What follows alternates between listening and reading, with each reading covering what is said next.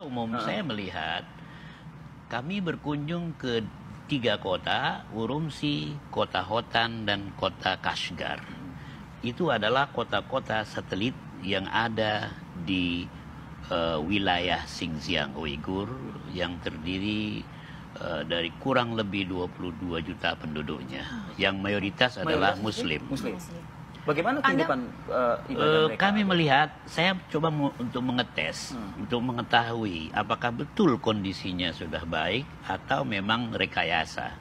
Kami minta kepada Wakil Ketua CIA, Bapak Abdul Raqib, agar kami untuk sholat subuh dibawa ke masjid. Tetapi beliau menjawab, masjidnya agak jauh, sehingga kami tidak bisa menjemput Anda untuk sholat berjamaah. Nah ini kami mulai curiga, kenapa tidak bisa? Lalu memang di hotel itu disiapkan, direction of kiblat sudah ada, tapi saya melihat itu seakan-akan baru saja dibuat gitu ya. Tidak normal seperti yang kita temui. Ini betul, itu karena arah kiblatnya warna hijau besar dan lain. Kita kan tahu mana yang asli, mana yang definitif, mana yang baru dibuat dan lain sebagainya. Kecurigaan itu baru dibuat? Sudah mulai. Kami yakin. 2 kecurigaan sudah kami dapat. Oh ini. Lalu kawan-kawan juga mengetes. Nah, kawan dari Republika ingin membeli rokok. Dia keluar. Ternyata sampai di depan itu ditanya, where are you going? Ya, to buy cigarette. Lalu dikasih cigarette. Ya, saya tidak punya apa namanya untuk membakar rokok ya. Pemantik lah. Gitu. Pemantik. Oh, we give you one. Jadi sudah ada sigaretnya, sudah ada alat untuk bakarnya, sehingga kawan itu tidak bisa keluar. Everything is provided. Nah, setelah itu kami dibawa pagi-pagi ke museum. Museum adalah museum tindak kekerasan. Yang semuanya adalah gambar-gambar yang ditampilkan, diabadikan, itu seakan-akan pelaku tindak kekerasan adalah Muslim Uighur. Hampir 1 jam potret, satu museum besar.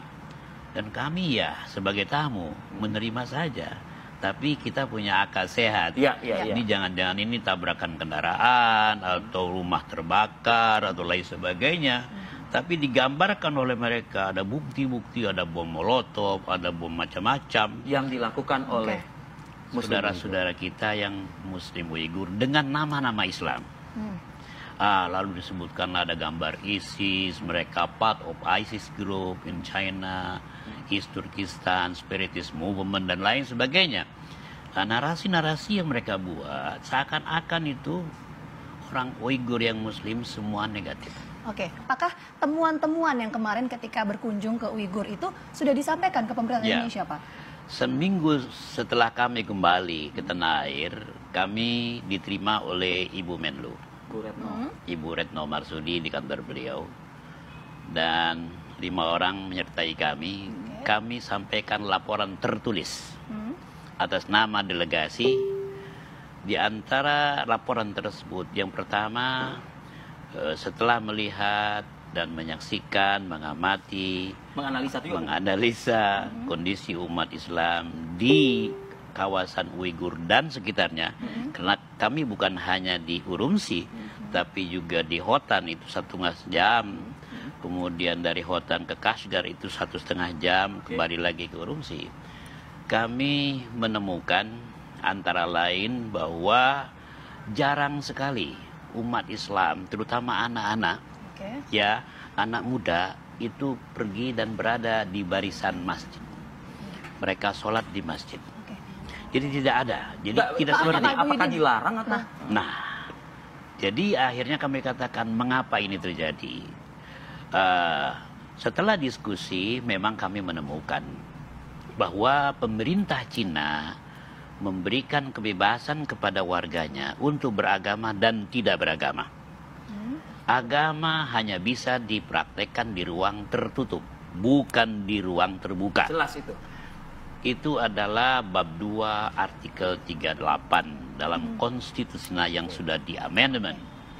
Sehingga dengan demikian, seorang muslim yang sedang bekerja di kantor dan tiba itu hari Jumat, dan dia tidak boleh dan dilarang untuk melakukan ibadah ritual. Apalagi berjamaah.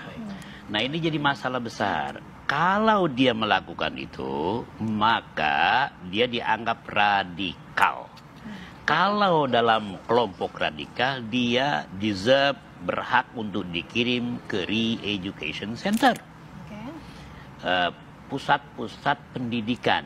Di re-education center itulah, maka para peserta akan di-train di sana, di brainwash di sana, dilatih di sana tentang hukum dan perundang-undangan. Pak Muhyiddin, maaf saya potong, berarti ini sikap pemerintah seperti apa intinya?